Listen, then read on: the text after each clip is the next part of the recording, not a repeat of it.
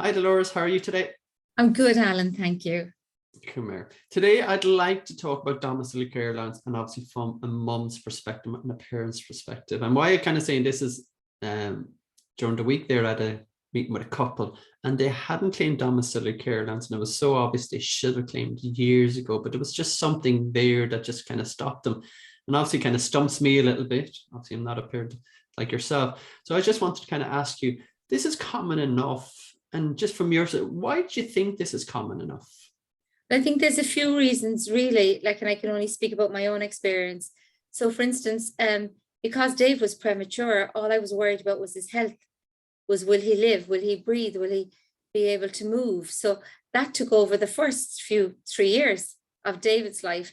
I suppose my first introduction was all through physiotherapy, hydrotherapy, then eventually when he was a bit stronger, and occupational therapy and speech therapy. So I didn't meet a social worker, and I never knew about even domiciliary care, that it even existed. So that was the first thing. I suppose it was all new. It was a whole new world to me. I had never really sat down with anyone with cerebral palsy. I didn't actually know domiciliary care allowance existed. I wasn't involved in parents groups, which I didn't involve myself in straight away when Dave was born. As I said, it was hospital appointments. It was giving up work. It was watching David 24/7. It was to see if he's okay today and carry on with the medical appointments. So it actually didn't enter my head, to be honest. It was only when I just happened to meet a social worker who just called me and said, "Oh, did you apply for this?" And I said, "I don't know what you're talking about." Okay, so a lot of parents, you reckon, would miss out because they wouldn't know about it being there, they wouldn't know the availability of Yeah, it. And definitely. And again, if they kind of isolate themselves away, probably like I did, unknowns to myself from other parents, it's where there you actually would have some parents say, "You're doing this, you're doing that." And that's really, really good. But as I said, I didn't have that. And now the application process is online, or you fill in the application and send it in, not documentation. Was it the same back in your day? You're shaking your head at me. Oh my God, Alan. It was, for me, it was just one of the first applications I had to fill in. It was horrendous. So you fill in the application form, and I got a letter out in the post to say, "We want to see yourself and your child in St. Finbarr's Hospital regarding domiciliary care." So I was thinking, this must be another assessment of David's health and being, and it must be this again. And at that stage, I had met so many consultants, and the news wasn't good in any direction I went, and it was horrific. And so my mum was very elderly, and I was asked her to come with me, and just because now I realize they might say a word like wheelchair, like he'll never maybe be able to walk, mightn't be able to speak, all these kind of things. So you go into the appointment thinking it's going to be okay today, and you don't know what you're going to touch you. So at that stage. Can I just ask you, sorry now, is it a great idea to bring somebody, you do, in the sense that to process the information, especially the early days, because you're obviously, every appointment, every consultation, every appointment, you think you're only going up, they might say, "Oh," and they might say it real friendly and chirpy, and it's great, we're just going to assess your child. And you could walk into the room and you could meet 4 people, which has often happened to me. And you can meet someone saying, and you've your baby dressed up, and he's looking gorgeous today, and he's still your baby, and and you're kind of saying, "Oh, look, it's just an assessment to see what he needs going forward." And they could say the most horrific stuff to you. And for me, I remember at the start, it was when they said, well, actually, it was really bad. It was one nurse said to me, "That child may never know who his mother is." So, for instance, I had nobody there that day. Nobody. And I remember actually saying, "Well, I'll always know who my child is." And that girl didn't see me cry from here to there, and didn't see me cry for 3 more days as I held David. So I would always, always bring somebody with you. And as the child gets older, make it even a nice day for the parents going out in the end. Because even if they throw something at you, you have your sister, you have your husband, you have your partner, you have your mother there that you can go for a cup of tea with afterwards. And later on, bring the child to McDonald's, or, don't make the day then so downing. But it can be. And for me, at certain times when I did bring people with me, when I come out to the car, when we'd sit down and have a cup of tea, I'd say, what did they say after wheelchair? And my sister or somebody would say, you know, they said they're going to meet you again, remember, in 6 weeks' time. And they're going, and I'm going, oh, right. These things. So I found it very important. I had learned. So this appointment, because it was in St. Finbarr's, I said to my mum, come on, away we go. And as I said, I was okay. And I sat with David in the, and I think back of it really, I sat with David in the corridor. It was a corridor, and there was a few other parents with their children in buggies. But of course, Dave was so premature. He was always that bit small. So like when he was 4, he was only in clothes that would be 2. So he was a small child at the beginning, under 2 pounds in weight, as you know. So he did, and he grew really slowly like that. He never got this much. That's okay. He did it. And I had him in my arms, and this woman walked out from an office. So I thought it was nurses I was meeting. It was a hospital. I didn't know. And now I am talking 26 years ago too, so I don't want to turn parents off it. And this lady came out and she said, you know, Crowley, David. I said, yeah, that's me here. Oh, yes, she said, you're here for the money, are you? Jesus. And I said, because I was the big brave dog then, as we'd say at home, I said, no, I'm here because I got a letter sent to attend. I don't know really what I'm actually attending for. And that was enough for me. Some attitude, isn't it? That is some attitude. Yeah, that's exactly what she said. And I went, and at that stage, Alan, I did not know how much the domiciliary care was a month. I just did, because the social worker said, fill this in. I suppose I didn't have the time to Google. I knew no other parent, and I knew no other mother with a child who had cerebral palsy or a wheelchair user. So I went in and I had David on my lap. I came with no letters. I came with no reports. I left the wheelchair in the car because Dave, as I said, was so small, I could just pick him up and bring him in. I had no walker with him, and I still had him in my arms. And the woman looked at me and she went through the reports and she said to me, I think he's going to be fine.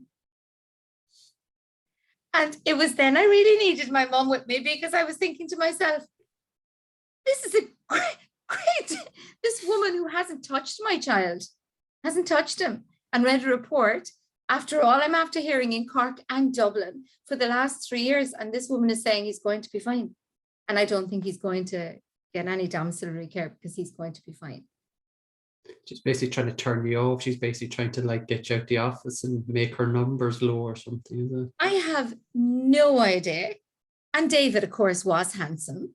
And looking at him, I would have said too, you're going to be fine. You know, it was something, you know, I would have said it to him.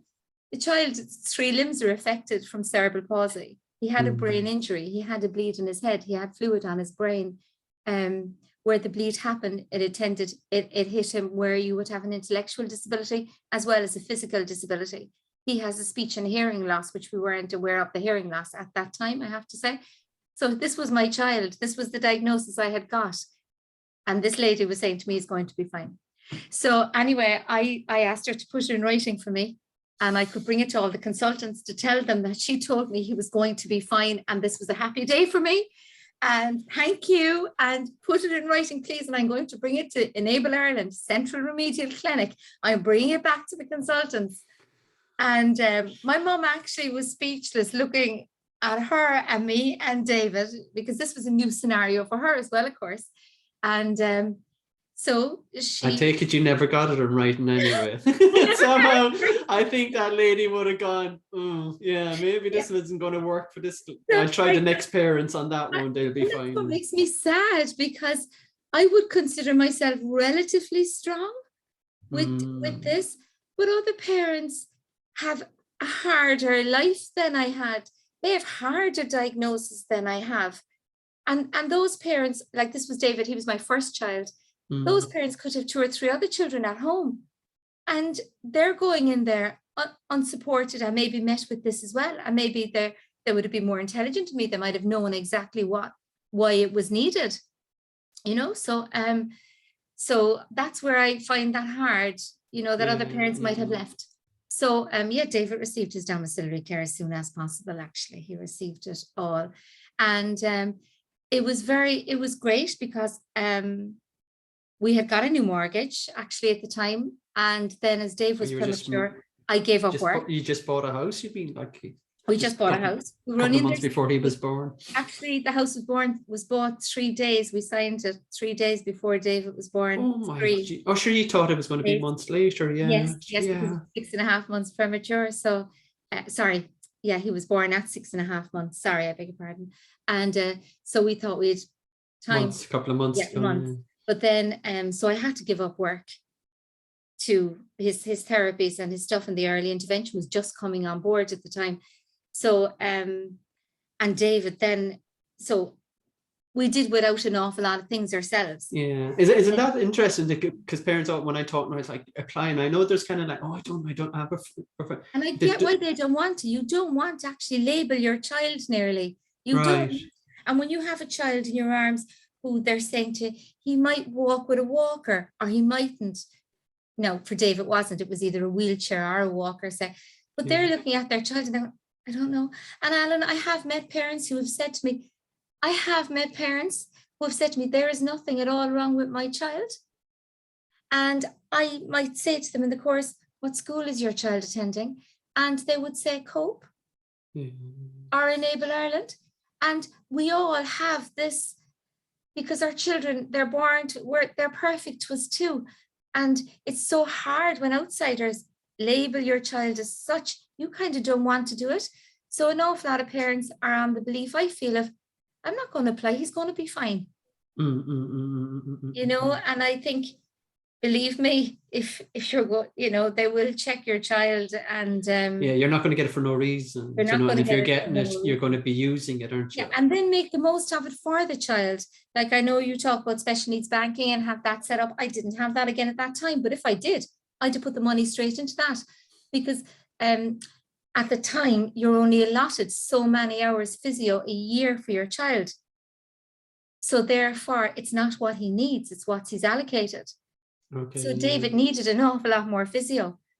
So privately then, I found a lady who was about 37 kilometers away, who was the best expert I could find at cerebral palsy and at limbs going into spasms and that. So she was the best one, but it was €50 twice a week. You know, I found another. Left the domiciliary there now, is there? No, you see, it's gone. It's gone. And then I found another lovely lady who actually said to me, hydrotherapy would be very, very good to him, and it would only be once a week. And of course, I wanted to see, because David actually liked the water and took to it, and it didn't look like exercise for him or therapy. Yeah. So got somebody else to do that. And then because of David's motor skills were so bad, he couldn't play. Play is hard for Dave, but learning is easy. He actually, it's a great mind for memory. But therefore putting a round peg into a round hole or a square, David found all those things exceptionally hard. And we had the Early Learning Centre in Cork at the time. Now it's only, I think, in Dublin. I think I could be wrong. And so I was buying everything that would maybe help him. And the therapist would say, yes, great idea. I'd bring in the book, like the Argus catalogue. What can I get out of this for him that will help him? And they'd come up with ideas and it was the same because Dave was complex cerebral palsy with different things. So there was an awful lot of extra money which you'd be delighted to spend on him. And if you were to do without it, you would as well, you know. So I think that's, from a parent's perspective, that's like very interesting to know. And again, hopefully it encourages parents to know if they're going through the process or starting, you know, you can speak to yourself or just do it. As you said, it's not, the money's for the child and it'll be well used. As I say now, if I had my time back, I would have met other parents. I would have found out what the domiciliary care is about and why I needed it down the road for different benefits if I needed to apply. If I had my head screwed on just about what this was for, instead of just saying, was Dave going to be okay today? And I really wouldn't have went to the appointment without the wheelchair.